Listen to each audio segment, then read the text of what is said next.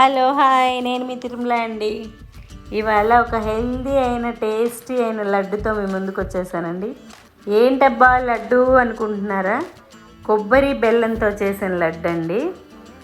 చాలా చాలా health benefits ఉన్నాయి కొబ్బరిలో, బెల్లంలో. కొంచెం అన్నీ మనకు తగిన మోతాదులో వాడుకుంటే అన్నీ మనకి మంచిదే శరీరానికి.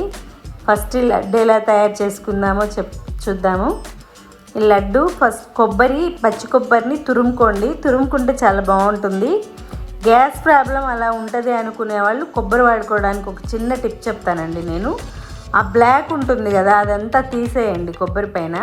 ఆ వైట్ మాత్రం వాడుకోండి. అది గ్యాస్ ప్రాబ్లం కాదు కొబ్బరి, అది మనకి అపోహలాగా గ్యాస్ అని మనం అనుకుంటున్నాం అంతే. అలా కొబ్బరి తురుముకున్న తర్వాత దాన్ని ఒక 2 స్పూన్లు నెయ్యి వేసి వేయించుకోండి.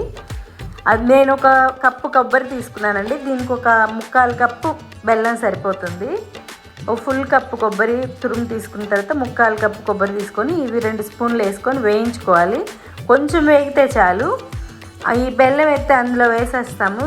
3/4 కప్పు బెల్లం తీసుకున్నాం కదా, అందులో వేసేస్తే ఆ తడి ఉంటుంది కదా కొబ్బరిలో, ఏదైతే ఆ కొబ్బరి పాలు ఉంటాయి కదా, ఆ చెమ్మకి బెల్లం కూడా కరగడం స్టార్ట్ అవుతుంది.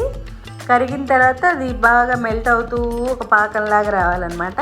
ఈలోపు నేను మీకు బెల్లం ఎలా వాడుకోవాలి అనేది చెప్తానండి.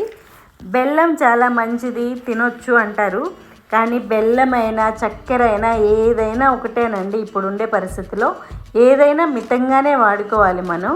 కొంచెం అది గమనించుకొని వాడుకోండి. బెల్లం అయితే మంచిది, చక్కెర అయితే మంచిది కాదు అంటున్నారు. అదేం కాదండి, ఏదైనా ఒకటే.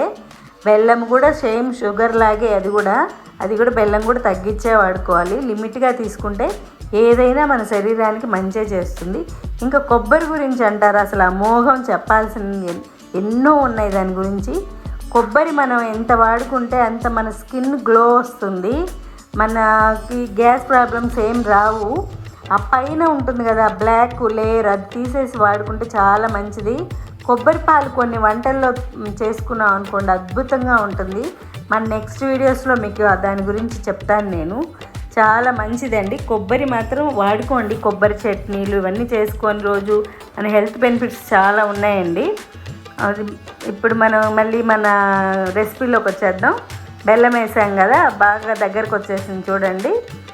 ఇది చల్లారిన తర్వాత ఒక 2 స్పూన్లు నెయ్యి వేసుకొని దీన్ని ముద్దలు చేసేసుకుంటే మనకి 1 వీక్ వరకు ఇవి నిలువ ఉంటాయండి.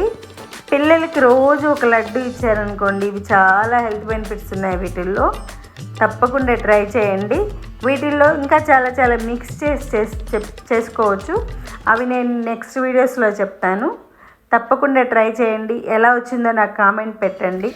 ఈ కొబ్బరి గురించి చెప్పుకుంటూ పోతే ఇంకా చాలా చాలా ఉన్నాయండి. కొబ్బరి పాలతో టీ పెట్టుకోమంటున్నారు, కొబ్బరి పాలతో పెరుగు రెడీ చేసుకోమంటున్నారు. ఇవన్నీ మేము ట్రై చేస్తున్నాము. మాకు సక్సెస్ అనిపించిన తర్వాత మీకు ఆ వీడియోస్ అన్నీ పోస్ట్ చేస్తాము. ఈ కొబ్బరిని మాత్రం వీలైనంత మంది వాడుకుంటూ ఉండండి.